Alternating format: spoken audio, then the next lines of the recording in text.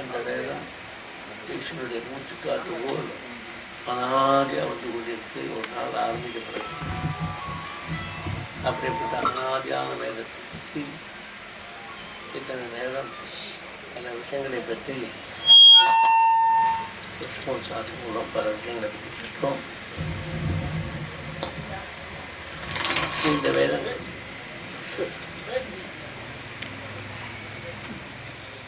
இந்த வேதத்துக்கு வித்யாரண்ய சுவாமிகள் பாஷ்யம் இருக்கிறார்கள். அந்த பாஷ்யத்தை பார்த்தாலே போதும் அவ்வளோ விஷயங்களும் அதில் தெளிவாக இருக்கிறார்கள். ஆக வேதம் அனாதி பாஷ்யம் எழுதுகிறவர் வித்யாரண்யர். அப்படிப்பட்ட வித்யாரண்யத்துக்கு பாஷ்யத்தை சஷ்டி பூர்த்தி பெரியவாருடைய ஞாபகார்த்தமாக சஷ்டி பூர்த்தி வந்தபோது எனக்கு அதெல்லாம் ஒன்றும் வேண்டாம், வேதத்தை காப்பாற்றும் வேத பாஷ்யத்தை காப்பாற்றும் சொன்னபோது ஒரு ட்ரஸ்ட்டு பெரியார் பேர்லேயே அமைச்சு அது வேத பாஷை ட்ரஸ்ட் பேர் வச்சு சந்திரசேகர் ட்ரஸ்ட்டு வேத பாஷை ட்ரஸ்ட் வச்சு அது மூலமாக அப்போது ஜனவாதி வந்தார். மூன்றாம் நடந்தது எதுவாக சொன்னால் அவங்களுக்கு எனக்கு அதை கொடுத்து அப்புறம் எல்லா ஊருக்கும் நம்ம மனுஷால் வச்சு பூதானம் வாங்கி பூமி வாங்கி அது மூலமாக அறப்படியை வச்சு வேத பாஷை ட்ரஸ்ட் தொடங்கி அங்கே படிக்கிறவா எல்லாருக்கும் ஸ்காலர்ஷிப் உதவித்தொகை சொல்லிக் கொடுப்பது சம்பாவனை பிடித்த பிற்பாடு பெரும் சம்பாவனை எல்லாம் கொடுத்து வேத பாஷத்தை நடத்தாங்க. அந்த வேத பாஷயத்திலே இந்த உலகம் எப்படியெல்லாம் நன்றாக சுபிட்சமாக இருக்க வேண்டும் என்பதற்கு பலவிதமான மந்திரங்களுக்கெல்லாம் விளக்கங்கள் எழுதியிருக்கிறார் வேத பாஷையில். அந்த வேத பாஷ்யம் நன்றாக மறைந்து போகாமல் நன்றாக வளர வேண்டும் என்பதற்குத்தான் எதிர்கள் அவர்கள் கஷ்டப்பட்டு வேத பாஷ்யத்தை புனருத்தாரணம் செய்தார்கள். வேதத்தை புனருத்தாரணம் செய்தவர் ஆதிசங்கரர், வேத பாஷ்யத்தை புனருத்தாரணம் செய்தவர் நமது பெருகாலவர். இப்படி வேதம் வேத பாஷ்யம் தான் நம்முடைய வாழ்க்கைக்கு உறுதுணையாக இருக்கு. ஜனங்கள் முழு பெரும் மனிதர்கள் மாத்திரமல்ல, உயிரினங்கள் எத்தனை இருக்கும் ஜீவராசிகள் அத்தனைக்கும் நல்ல சுபிட்சத்தை கொடுக்கக்கூடிய மந்திரங்கள் எல்லாம் சொல்லி அதுக்கு அர்த்தங்கள் எல்லாம் விளக்கி சொல்லியிருக்கிறார்கள். பல இடங்களிலே இப்பொழுது சப்தாகம் வந்து நிறைய இப்போ பாகவத சப்தாகம், நவாகம், ராமாயணம் என்றெல்லாம் நிறைய காலம் பிரச்சனம் நிறைய நடைபெற்றது. இதுபோல் நம்முடைய வேத சப்தாகம் நடக்க வேண்டும் என்று புதிய ஆலோசனையை வழங்கி அதன் மூலம் பாலசுப்ரமணியன் அவர்கள் இந்த இடத்துல முதல் வேத சப்தாகம் தொடங்கியிருக்கிறார். இதோடு முடிவுகிறார். தொடர்ந்து நிறைய இடங்களில் வேத சப்தாகம் போன்றவை நடைபெற வேண்டும். பாகவத சப்தாகம் பக்தியை போதிக்கிறது. வேத சப்தாகம் உலகம் வாழ்வதற்கு என்னென்ன நல்ல நல்ல மந்திரங்கள் இருக்குமோ அந்த விளக்கங்களை சொல்லி அந்த காரியத்தில் ஈடுபடுவதற்கு எவ்வளவு புண்ணியம் கிடைக்குமோ அத்தனை புண்ணியத்தையும் கொடுக்கிறது. அப்படிப்பட்ட மகத்தான ஒரு வேத சப்தாக காரியம் இங்கே நடைபெற்று வருகிறது. இதுக்கு முடிவே கிடையாது. வேதம் பிறக்கிறத அதுக்கு முடிவு கிடையாது. அதுபோல் வேத அர்த்தத்தும் சொல்வதற்கும் நிறைய விஷயங்கள் இருக்கு. ஏதோ கொஞ்சம் சொல்லிதார் சப்தார்த்த 7 நாளைக்கு விஷயங்கள் எடுத்துட்டால் நிறைய இருக்கு. சர்வாந்தரியாமையோட பரமாத்மா ஈஸ்வரன் எல்லாத்துக்கும் ஆதாரமாக உள்ளவர். நமக்கெல்லாம் அனுகிரகிப்பதற்காக விக்கிரக வடிவத்திலே வந்து தேவதா வடிவத்திலே வந்து இப்படி பல வடிவங்கள் எடுத்து நமக்கு அனுகிரகம் பண்ண வந்திருக்கிறார்கள். அந்த விஷயங்கள்லாம் பற்றி வேதத்தில் வேதாந்தத்தில் நிறைய விஷயங்கள் சொல்லப்பட்டிருக்கிறது. அந்த வேதாந்தம் என்பது உபனிஷத்து. இந்த உபனிஷத்தில் சொல்லப்பட்டதில் தான் வேதத்தினுடைய முடிவு கடைசி பாகம் வேதாந்தம். அதில் சொல்லப்பட்ட விஷயங்கள் தான் சாராம்சமாக எடுத்து பிரம்மசூத்திரம் என்று வேதவியாசர் எழுதி அந்த பிரம்மசூத்திரத்துக்கு பாஷ்யங்கள் எல்லாம் ஆதிசங்கர் போன்றவர்களால் எழுதி இன்றைக்கு விசேஷமாக அத்வைத வேதாந்த பிரச்சாரம் நடைபெற்றிருந்தால் பிரம்மசூத்திரத்துக்கு எழுதின வேதவியாசர் மூலம் பகவத்பாதால் நமக்கு உதவி செய்த பெரிய உபகாரம். இல்லாவிட்டால் நமக்கு இந்த வேதாந்தத்தினுடைய அர்த்தமே புரியாமல் பௌத்த மதம் சைன சமயம் வந்து நம்முடைய அழித்திருக்கும். அந்த நேரத்தில் தான் இவர்களும் அவதாரம் செய்து இந்த விஷயங்களெல்லாம் விளக்கி நமக்கு சொன்னார்கள். ஆகவே நம்முடைய சமயம் அழியாத சமயம், நம்முடைய மதநூல் அழியாத நூல். மற்றதெல்லாம் 2008 1008 வருது எல்லா மதமும். அதெல்லாம் நாள் தேதி குறிச்சாச்சுன்னா ஜாதகம் ஒன்று கொடுத்தோம் முடிச்சு வச்சுக்கலாம். ஜாதகம் குறிக்க முடியாத ஒன்று இது இருக்குன்னா நம்முடைய மதம், நம்முடைய வேதம். அதனால் அது முடிவில்லாமல் அனாதியாக வந்து அனாதியாக இருக்க போகிறது, விசேஷமாக இருக்க போகிறது. அப்படிப்பட்ட ஒரு முக்கியமான ஒரு நல்ல காரியம் வேத சப்தாக. இந்த 4 பிரம்மச்சாரி, கிரகஸ்தர், வானப்பிரஸ்தம், சன்னியாசி 4 நிலை இருக்கிறது ஒரு மனிதன். பிரம்மச்சாரிக்கு தண்டம் உண்டு, அதை வச்சிருந்தா பஞ்சாபம் சமுதாயம்லாம் பண்ணணும். கிரகஸ்தர்களுக்கும் தண்டம் உண்டு, வானப்பிரஸ்தருக்கு தண்டம் உண்டு, சன்னியாசிகளுக்கும் தண்டம் உண்டு. மற்றவர்கள்லாம் தண்டம் இல்லாமல் இருந்தால் அவர்கள்லாம் சாதுக்கள், பெரியவர்கள். அப்படி சொல்லி முடிச்சு. ஆஷாய தண்ட மாத்திரேட எத்தி பூஜ்யோ ந சம்சயா. ஆஷாயவற்றும் தண்டம் அப்படின்றதோடு யார் இருக்காங்களோ அவர்கள் சன்னியாசி சொல்வார். அது 4 ஆசிரமத்திற்கும் தண்டம் உண்டு. இங்கே ஒரு பொம்மை போட்டுக்கிறார்கள் இந்த இன்விடேஷனில். அதில் பார்த்தா என்னுடைய குருநாதர் கிருஷ்ணசாஸ்திரிகள் இருக்கார். அவர் எப்பொழுதும் தண்டத்தோடையே வச்சுருக்கார். அப்புறம் நான் சன்னியாசம் ஆகிட்டேன்னு விஷயனுக்கே சன்னியாசம் ஆகிட்டு இல்லை, அவரும் சன்னியாசம் ஆகிட்டார். அப்போ அவர் வானப்பிரஸ்தராக இருந்தார். கிரகஸ்தராக இருந்து அப்புறம் வானப்பிரஸ்தராக இருந்து அப்புறம் சன்னியாசம் ஆகிட்டார். 4 ஆசிரமத்துக்கு வந்தவர். அப்படிப்பட்ட ஒரு நிலையில் எல்லாருக்கும்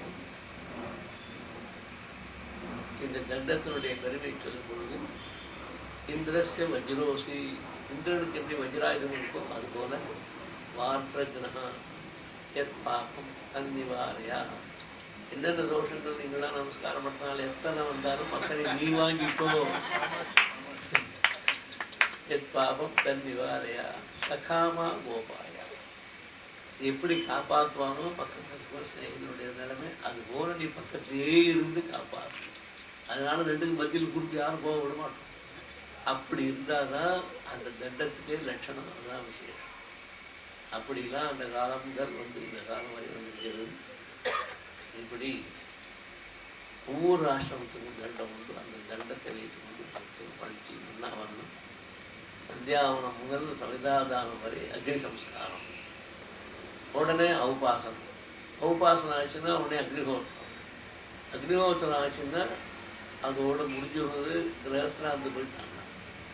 சன்னியாசி இருந்தால் அனக்னிகி அனபிஷ்ணங்கா புத்தம் காரகா. அவங்க அக்னியை தொடக்கூடாது, அடுத்தவங்கள தான் வரணும். ஆகையினால தான் மனுஸ்மிருதி சொல்லும்போது சர்வேஷாம் ஆசிரமம் கிரகஸ்தாசிரமம் உத்தமம். சன்னியாசாசிரமம் எத்தனை உத்தமமாக இருந்தாலும் அவளுக்கு சாப்பாடு போகணும் நீங்கள் தான். பிரம்மச்சாரிக்கு கிரகஸ்தாளுக்கு, பிரம்மச்சாரிக்கு வானப்பிரஸ்தாளுக்கு, சன்னியாசி இவாளுக்கெல்லாம் சாப்பாடு போது கிரகஸ்தெல்லாம் சொல்லுது. அப்படிப்பட்ட மகான்களுக்கெல்லாம் ஆகாரம் போடுறவா நீங்கள் இருக்கிறதால உங்களுடைய உத்தமம் சொல்லு. சர்வேஷாம் ஆசிரமனாம் கிரகஸ்தாசிரமம் உத்தமம் தான். அப்படிப்பட்ட உத்தமமான ஆசிரமத்தினுடைய கிரகஸ்தர்களெல்லாம் நல்ல ஆச்சாரத்தோடையும் அனுஷ்டானத்தோடையும் இருந்து ஆச்சார பிரசமோ தர்ம என்று சொல்லிட்டு அப்படிப்பட்ட ஆச்சாரம் தான் நாங்கள்லாம் இருந்துட்டு நல்ல வைதிக மாற்ற ஆசக்தி வந்து ஏஷ்டவியா பகவத் புத்திராக ஏகோபி கயாம் விரஜேத்துனா.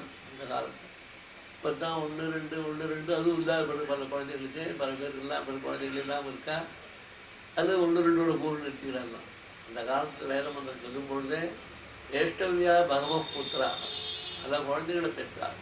ஏன் ஜேகோபி கயாம் விரஜே, ஒரு பையனால் தயைக்கு போயிட்டு நமக்கு பிண்டம் போட்டான்னா தயாயாம் பிண்டதானஞ்ச திரும்பி புத்திரஸ்ய புத்திரதா. தயையில் பிண்டதானம் போட்டால் நம்முடைய முன்னோர்கள் எல்லாரும் நல்ல கதிக்கு அடைவாங்கிறதுக்கு நிறைய உதாரணம் சொல்லி அவ்வளோ சொல்லியிருக்கலாம். அந்த ஆஸ்திகர்னு ஒரு பையன் தான், அவன் பிரம்மச்சாரியாகவே இருந்துட்டான்.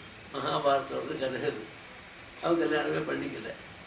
அதுக்கப்புறம் அவனுடைய முன்னோர்கள்லாம் அவன் நடந்து போயிட்டு இருக்கும்போது வந்து கவர்ந்து இந்த மாதிரிலாம் நீ கல்யாணம் பண்ணிக்காக இருக்கே, வம்சம் வச்சுருமே இதெல்லாம் கேட்டு ரொம்ப கஷ்டப்பட்ட உடனே அவன் கல்யாணம் பண்ணிட்டு ஒரே ஒரு குழந்தைய பெற்றுட்டு உடனே ஓடி போயிட்டான்.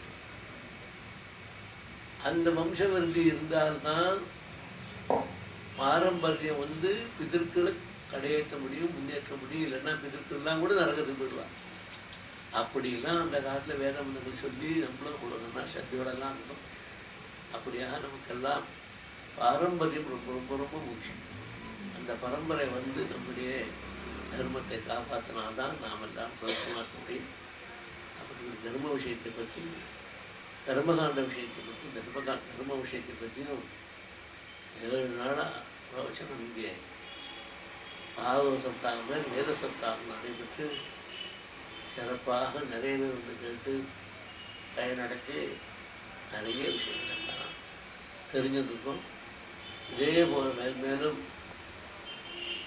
அவர்களுடைய சிஷ்யர்கள் மூலமாக வேத பாஷை நிறைய கிருஷ்ண சாஸ்திரம் நிறைய பேர் சொல்லித்தர, வேதம் படித்து பூர்த்தியானவர்களுக்கெல்லாம் வேதம் இருக்கு, வேதம் வேதம் அதர் வேதம் எல்லா வேதங்கள் நடக்கும்.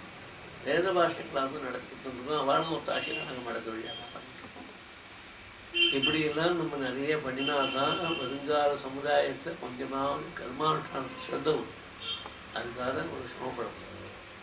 அப்படிப்பட்ட ஒரு நிலை நம்முடைய தர்மத்தை காப்பாற்றல நம்மளாம் முயற்சிக்கிறோம்னா அந்த தர்ம தேவதை தான் நமக்கு அனுகிரகம் பண்ணி நம்முடைய வாழ்க்கையில் எல்லா வித லட்சியங்களையும் நிறைவேறுவதற்கும் எல்லா வித சுபங்களும் நடைபெறுவதற்கும் தர்மம் லட்சத்தை லட்சியம்தான். தர்மத்தை நாம் அனுஷ்டானம் செய்தால் அந்த தர்ம தேவதை நம்மை காப்பாற்றி நமக்கு எல்லா வித நன்மைகளும் அளிக்கும் என்று தர்மம் லட்சத்தை லட்சியம். அப்படிப்பட்ட தர்ம அனுஷ்டானத்தை நமக்கெல்லாம் முயற்சி ஏற்படுவதற்காக தான் இது போன்ற சப்தாகம் வைத்து மேலும் இதே போன்று நிறைய நடைபெற்று எல்லாருக்கும் ஆஸ்திக புத்தி வந்து அஸ்தி ஆஸ்திகா, பரலோகம் ஒன்று இருக்குது, கர்மா ஒன்று இருக்குது, ஞானம் ஒன்று இருக்குன்னு புரிஞ்சுக்கிறது தான் அஸ்தின்னு. இதெல்லாம் இல்லைங்கிறதும் நாஸ்தி. அதனால் இதெல்லாம் ஒத்துக்கிறோம், அதான் அஸ்தி. அப்படிப்பட்ட அஸ்தி வளர்ந்து தர்மங்களில் பூர்த்தி வந்து கர்மானுஷ்டானம் நல்லா பண்ணி தர்மம் ரட்சத்தை ரட்சம். அப்படி தர்ம ரட்சணத்தை நல்லா செஞ்சு பாக்கி வாரணா பைசா அங்கே வழியெல்லாம் காப்பாற்றணும்னா பொட்டியில் வச்சு கூட்டணும். இங்கே தர்ம ரட்சணம் பொட்டியில் கூட்டுறதுக்கு லைப்ரரியில் வைக்கிறது. நம்மளுடைய வாழ்க்கையில் கடைபிடிப்பதற்காக வந்து தர்ம ரட்சணம். அப்படி நாம் எல்லாம் கடைபிடித்து எல்லா மங்களுமே அடைய முடியாகும். இதே போன்று ஆஸ்திரிக புத்தியோட தர்ம புத்தியோட பாரஸ்பரிய குடும்பம் மேலும் நல்ல கைகத்தில் ஈடுபட்டு நல்ல காரியங்களாக சித்தி கொண்டு வரோங்க. ஆசீர்வதிக்கும். ஜெய ஜெய சங்கர ஹர ஹர.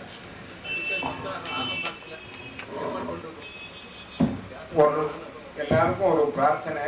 பெரியவா இப்போ உள்ளே போய் இந்த 7 நாளும் கலசத்தில் ஆவாகனம் பண்ணியதை சௌக்தமாக யதாஸ்தானம் பண்ணி அப்போ தீர்த்தம் எடுத்து வந்து அப்புறம் எல்லாருக்கும் கொண்டு நீங்கள் கொடுக்குறோம். அதனால் ஒரு 10 நிமிஷம் இருந்தாலும் பெரியவாளுக்கு சீக்கிரம் போகணுன்னா அவள் போனப்புறம் கூட எல்லாருக்கும் தீர்த்த பிரசாதங்கள்லாம் வாங்கிட்டு போகணுங்கிறது தான் இந்த நடத்துகிற சார்பில்லாம் நான் கேட்டுக்கிறேன். எல்லாம் ஒரு 15 நிமிஷம் பொறுமையாக இருந்தாலும் பெரியவா வற்பு உள்ளே போயிட்டு வந்துடுவா. இப்போ வந்ததுக்கப்புறம் தீர்த்தத்தை எல்லாருக்கும் விநியோகம் பண்ணுறோம்.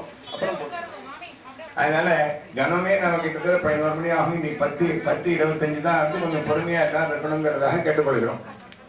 जय जय शंकर हर शंकर जय जय शंकर कांची शंकर अवधि शंकर जय जय शंकर हर शंकर जय शंकर हर शंकर हर शंकर जय जय शंकर हर शंकर जय जय शंकर जय शंकर हर शंकर जय जय शंकर हर शंकर जय जय शंकर हर शंकर कांची शंकर अवधि शंकर शंकर शंकर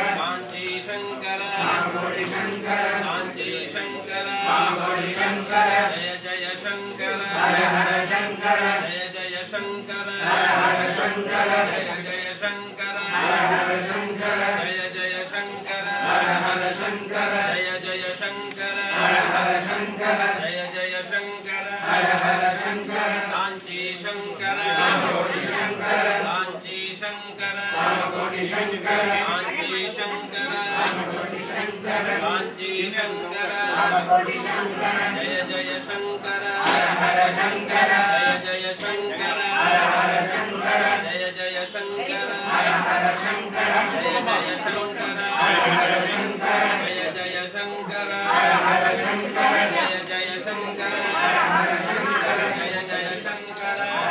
शंकर जय जय शंकर हर हर शंकर जय जय शंकर हर हर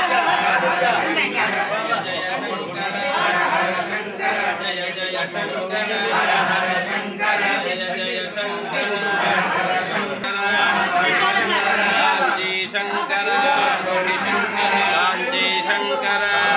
कांची शंकर जय जय शंकर जय जय शंकर जय जय शंकर हर हर शंकर जय जय शंकर हर हर शंकर जय जय शंकर हर शंकर जय जय शंकर जय जय शंकर जय जय शंकर